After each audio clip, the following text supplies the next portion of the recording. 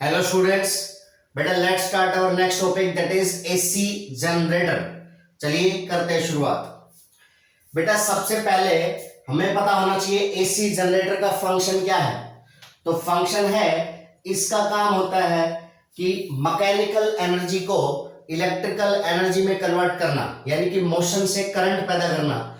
वो हमारा होता है क्या बेटा, इसका फंक्शन। तो सर क्या होता है AC generator? It is an electrical device. It is an electrical device which is used to change mechanical energy into electrical energy. ये इसका काम होता है बेटा। इलेक्ट्रिक मोटर का काम था इलेक्ट्रिकल एनर्जी को मैकेनिकल एनर्जी में कन्वर्ट करना, और इलेक्ट्रिक जनरेटर का काम होता है बेटा मैकेनिकल एनर्जी को इलेक्ट्रिकल एनर्जी में कन्वर्ट करना। दूसरा जो आता है पॉइंट, वो आता है कि भाई किस प्रिंसिपल पे काम करता है, फिजिक्स का क्या प्रिंसिपल लगता है। तो इसमें प्रिंसिपल लगता है बेटा इलेक्ट्रोमैग्नेटिक इंडक्शन। ठीक है जी, यानी कि हम क्या करते हैं, किसी भी कॉइल में, किसी भी क्रॉस सेक्शन में मैग्नेटिक फ्लक्स को लगातार चेंज करते हैं तो क्या प्रोड्यूस होता है बेटा, इलेक्ट्रिक करंट। तो sir it is based on the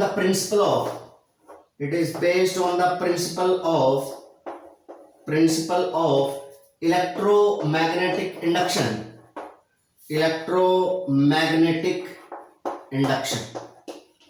किस प्रिंसिपल पे काम करता है ये? इलेक्ट्रोमैग्नेटिक इंडक्शन इस प्रिंसिपल पे काम करता है। यानी कि किसी भी क्रॉस सेक्शन में यदि हम मैग्नेटिक फील्ड को लगातार चेंज करें, मैग्नेटिक फ्लक्स को लगातार चेंज करें, तो जो प्रोड्यूस होता है वो क्या प्रोड्यूस होता है, हमारा इलेक्ट्रिक करंट।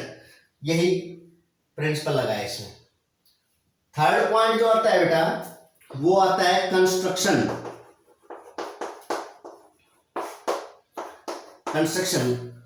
क्या होती है कंस्ट्रक्शन? कि भाई बेसिकली क्या क्या इसके पार्ट्स हैं इलेक्ट्रिक जनरेटर के, वो हमें बताना है। देखो सबसे पहला पार्ट जो है वो है ये दो magnetic poles, north pole and south pole. ये दो मैग्नेट है, two magnet poles, permanent magnet के हैं। ठीक है, ये दो मैग्नेटिक पोल है, उनके बीच में एक रेक्टेंगुलर कॉइल है ए बी सी डी। तो जो सेकंड है इसका पॉइंट, वो क्या है बेटा, rectangular coil A B C D. ठीक है, टू परमानेंट मैग्नेट पोल्स। ठीक है, उसके बाद सेकंड क्या है, rectangular coil A B C D which is placed between these two permanent magnetic poles. जो थर्ड आता है बेटा, यहां से थर्ड आता है वो है ये, इसको आप कह सकते हो, इसका नाम S1, इसका नाम S2।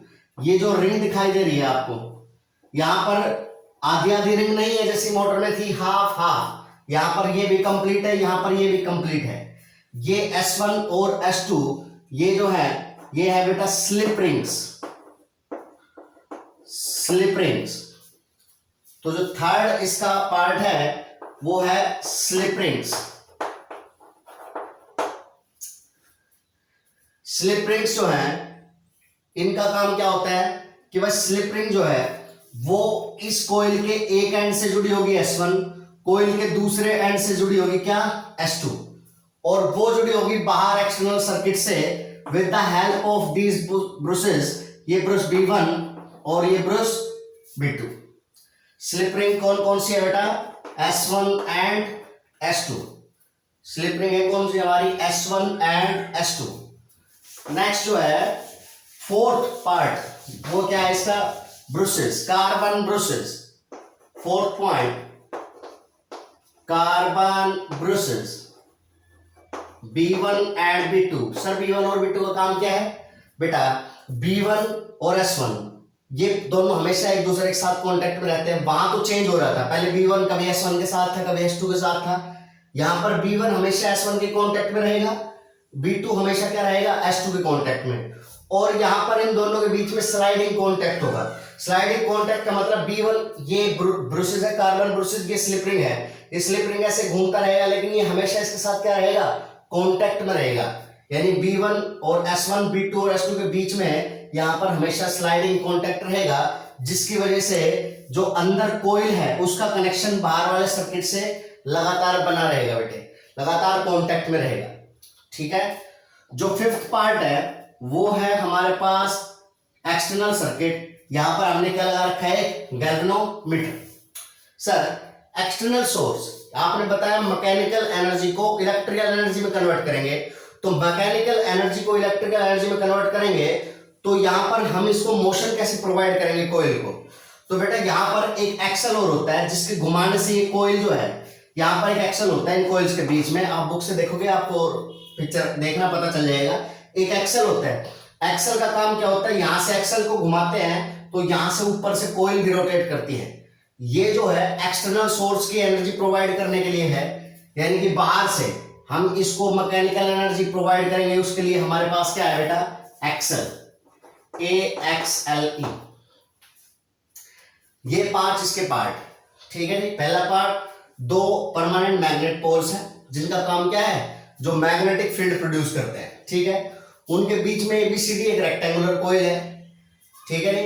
ABCD का एक एंड, कोइल का एक एंड जो है स्लिप रिंग S1 से जुड़ा हुआ है, दूसरा रिंग किससे जुड़ा हुआ है, S2 से जुड़ा हुआ है। 2 कार्बन ब्रूसेस है, जो B1 जो है वो हमेशा S1 के कांटेक्ट में रहेगा और B2 जो है वो हमेशा S2 के कांटेक्ट में रहेगा, और ब्रूसेस और स्लिप रिंग के बीच में रहेगा क्या, स्लाइडिंग कांटेक्ट। स्लाइडिंग कांटेक्ट मतलब जो मैंने आपको बताया अभी, स्लाइडिंग कांटेक्ट, ऐसे ये स्लाइड करेगा हमेशा इसके अगेंस्ट, और दबा रहेगा, प्रेस रहेगा और दबा रहेगा, और साथ में क्या करता रहेगा, ऐसे स्लाइड करता रहेगा, ठीक है। तो हमेशा इन दोनों के बीच में कनेक्शन बना रहेगा। 5वां जो पॉइंट आता है बेटा वो है हमारा क्या, एक्सल। एक्सल है 5वां पॉइंट। एक्सल का क्या काम होता है कि भाई बाहर से मैकेनिकल एनर्जी अगर एक्सटर्नल सोर्स से हमें चाहिए तो वो हम कोइल को कैसे देंगे, उसके लिए हमें यूज करना पड़ेगा क्या, एक्सल। नीचे से एक्सल घुमाएंगे, साथ में एक्सल के साथ क्या रोटेट करेगी, हमारी कोइल रोटेट करेगी। नेक्स्ट जो है वो है बेटा हमारे पास क्या, वर्किंग। सर देखिए, इलेक्ट्रोमैग्नेटिक इंडक्शन में हमने पढ़ा कि इंड्यूस्ड करंट की डायरेक्शन के लिए हमें यूज करते हैं क्या, फ्लेमिंग राइट हैंड रूल। वो रूल यहां पर यूज करेंगे, देखो कैसे। बेटा मान लेता हूं मैं एक्सल को घुमाता हूं, और एक्सल को घुमाने से क्या करता हूं मैं, इस तरह से रोटेट करता हूं ताकि AB जो है वो तो मूव करे मेरी किधर, AB मूव करे मेरी किधर बेटा, अपवर्ड डायरेक्शन में। CD मूव करे कहां, डाउनवर्ड डायरेक्शन। मैं इस कॉइल को इस तरह से मूव कराता हूं नीचे, ताकि AB तो ऐसे ऊपर की तरफ मूव करे और CD मूव करे कहां, नीचे की तरफ, ठीक है।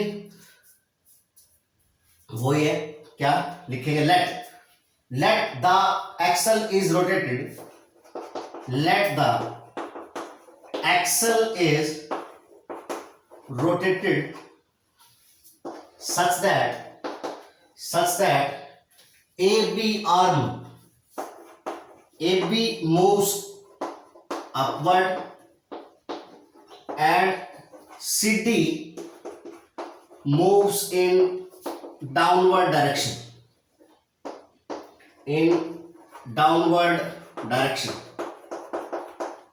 देखो बेटा क्या भाई, इस तरह से मूव किया ताकि AB तो ऊपर की तरफ आए और CD ऐसे अंदर की तरफ जाए, ठीक है।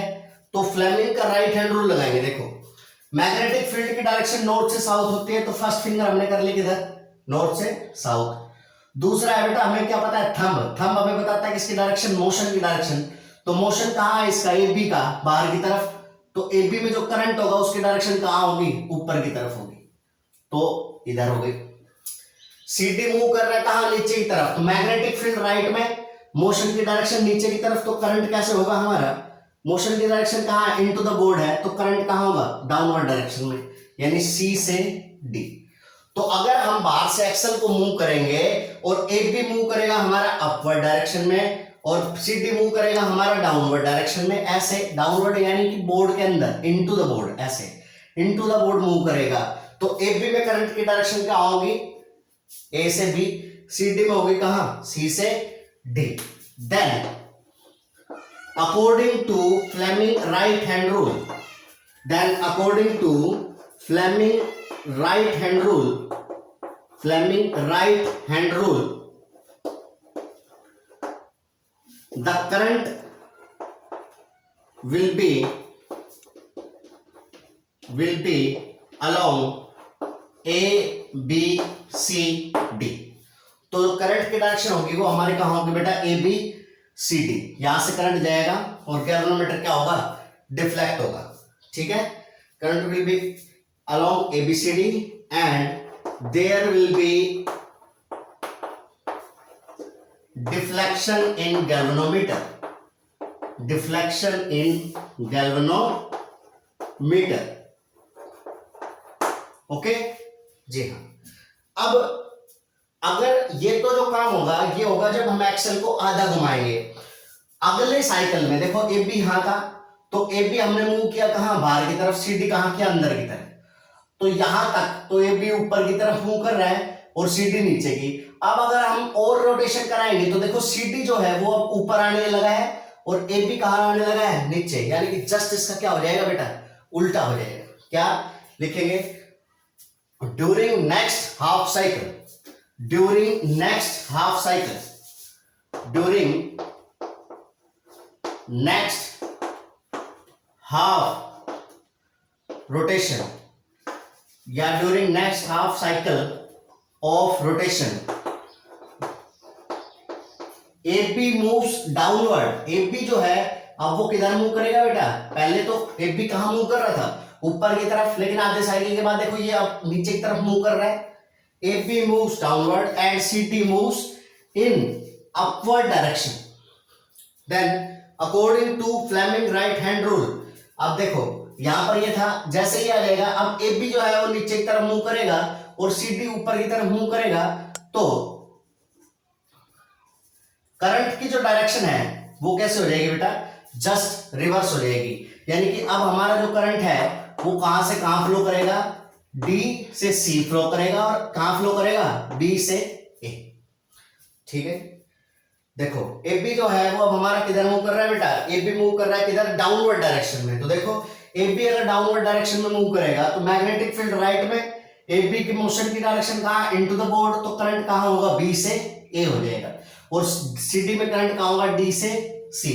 तो देखो अब कॉइल में करंट कहां है, DCBA, किधर current, then the current will be along DCBA and there will be deflection in the galvanometer in opposite direction।